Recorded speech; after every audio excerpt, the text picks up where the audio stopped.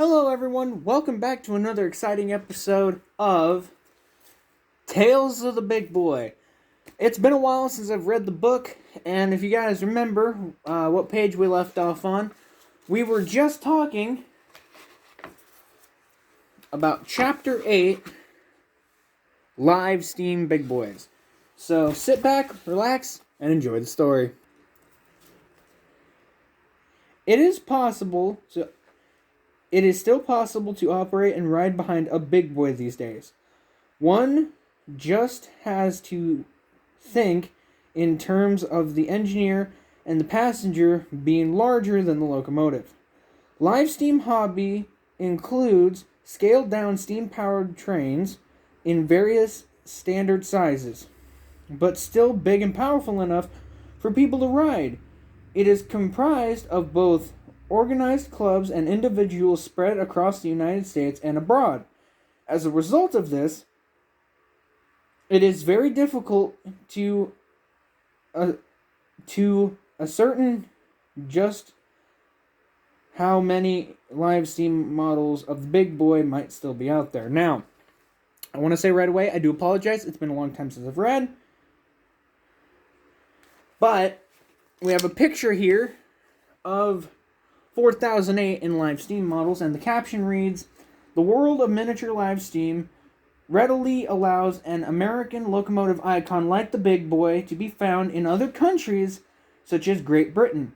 Built not by Alco but by Seven Lamb, this 7 1/4 gauge replica of 4008 is pictured on its first day of pulling an astounding 88 passengers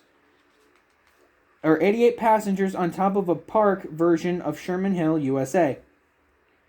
So, again, if you guys remember, this book is a little out of date when it comes to saying, riding behind a big boy, because 4014 is still around.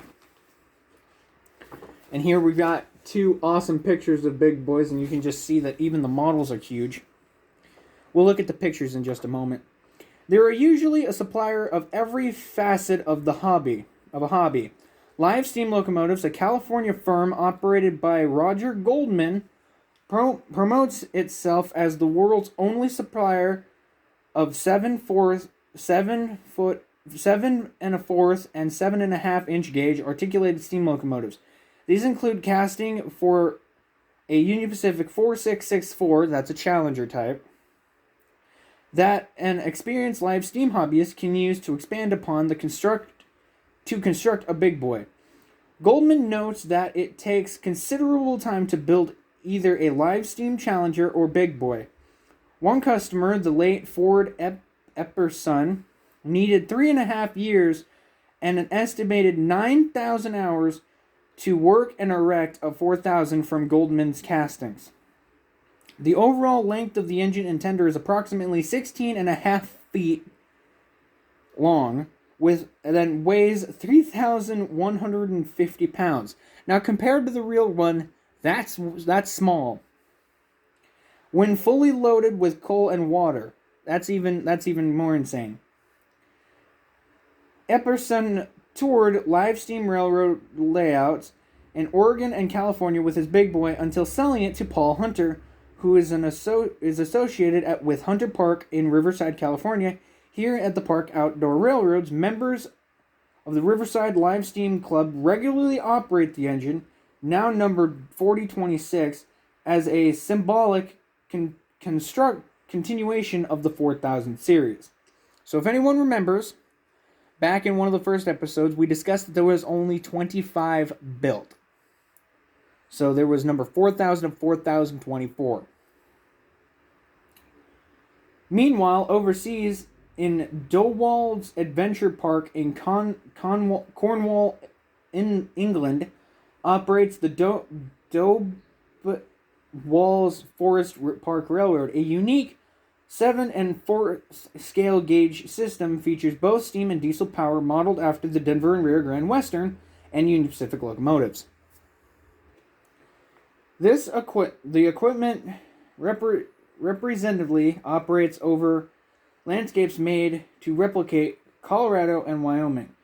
The mini motive power includes Live Steam Big Boy model number 4008 that is otherwise named William Jeffers for the tenacious UP president instrumental in having the Big Boy constructed. Dowall's 4008 is believed to be the only coal-fired replica of a 7 1/4 4884 in operation in the world. Again, I do apologize for the way that I read these. I'm not good at reading.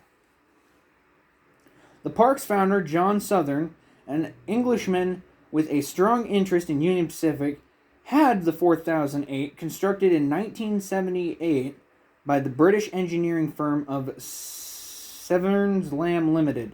This company also was well known for manufacturing the light urban rail and road vehicles. Adventures advertising for Dunwall's Park claims that the 4008 is also probably the most powerful 1.5-inch scale locomotive in the world, although working loads on its system are normally limited to 8 coaches in difference to the line's curvature and steep grades. Dunwall's does include its own version of Sherman Hill, which was built to the same 1.66 ruling grade as the real thing in Wyoming, USA. If you understand grades, it's like angles. It's basically like an angle. And so the steepest a train can go is like a 2-point-something% grade.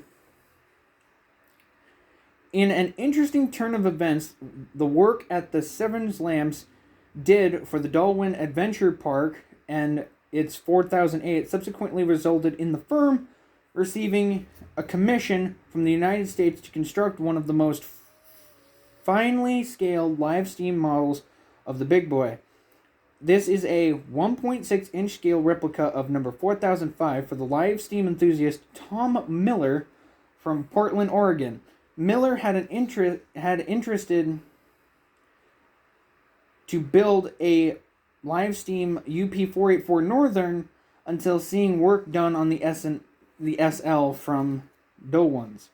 His scale model of 4005 took 5 men 20,000 hours to complete between 1980 and 1983.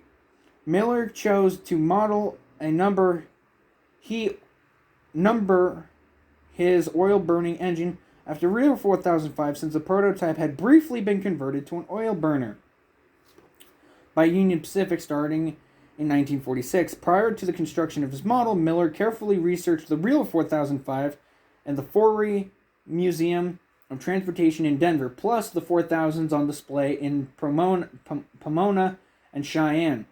The results was a model featuring a stainless steel boiler, working air compressor, turbine, power reserve sanders, and air brakes, which Miller said the 4005 had run flawlessly over the years.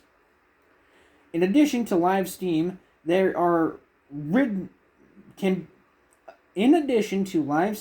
can be ridden are models that cannot be straddled. Some enthusiasts enjoy the challenge of operating extremely miniature live steam. For such hobbyists, the quality G-scale models of the Big Boy are both factory-built and kit forms, was issued by Athearn Co. of Japan. The firm had produced 200 models based on 4002 in 1981, and others 150 based on the 4023, being issued in 1986. The steam-powered models, fueled by either Bunsen or coal, were compatible of negotiating a 3-meter radius. The models, long sold out, now command collector's prices, which means they're like stupid expensive.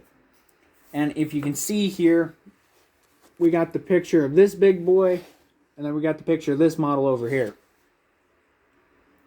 So those pictures are of the model 4026 and 4005. How small can you get with a live steam Big Boy? At least one O-scale live steam model was reported to be under construction in the United States in 2005. This tiny 4000 type was being assembled by the owner of John's Model Steam Engine Museum in Kentucky, according to the museum's internet website. Okay, so here's a cool picture. We'll show this off real quick because we're getting to the next chapter already, if you can believe it. Here's two big boys double heading. And there's the crews of the engines. So, yeah, that's pretty dope. It has been noted not all large-scale models of the big boy mean live steam. A large, non-operational 1/2 inch to-the-foot scale model of number 4000 was constructed by Severns Lamb Limited for the Smithsonian Institution in Washington, D.C. In the early 1960s, the 4000 was a part of a commission series of large-scale models of various historic American steam locomotives. Number 4000, along with other models, were originally displayed in the early Smithsonian exhibit area known as the Railroad Hall. However, all are now on long-term loan to the Baltimore and Ohio Railroad Museum in Baltimore. Still, other examples of large but not operational big boys are those models purely out of love from the subject and by skilled craftsmen. A prime example is the 1-inch scale 400-pound model of 4019 now under glass at the Colorado Railroad Museum in Golden, Colorado, built by Herb Vontaw. I don't know if I pronounced that right. Votaw. Of Denver, using steel, brass, cardboard, whatever was available. The 4019 was one of 5 finely detailed steam engines modeled, donated to the museum in the early 500s, 2005. Meanwhile, a replica of 4004 in wood, hand-carved by Wilbur Craig from about 9,000 parts was exhibited in Cheyenne's Depot Museum in 2006. This chapter has lightly recounted only a portion of the unique ways in which big boys have been represented by little engines. Still, others report obesities,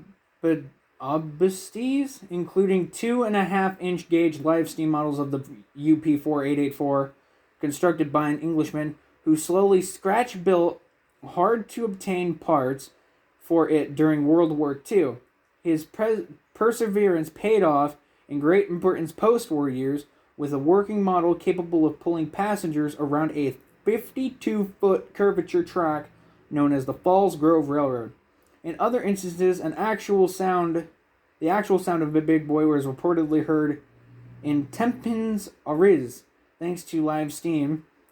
Here it is alleged that the whistle of a 4000 had for a time been mounted on the 36-inch gauge 440 built by Crown's Metal Products Incorporated and operated as a city legend at the city's Legend City amusement park. Sorry, again, I can't read for crap. Alright, I think we just have this one chapter left. I think. Let me look. Here, hold on a second. Alright, we're going to read one more chapter for today, and then we're going to move on to the last couple chapters in another video. So, Chapter 9, Merchandise. To promote the proof, to paraphrase, the proof is in the merchandise when it comes to how Big Boy continues to fascinate railroad enthusiasts so many years after the last smoke trails evaporated over Sherman Hill. One of the earliest Big Boy-related souvenir items produced in the early 1960s by rail historian William Carrettsville was a scaled-down metal paperweight resembling the engine's distinctive number plate shield. In subsequent years, as the railroad memorabilia market has grown, entrepreneurs have accommodated those with a persistent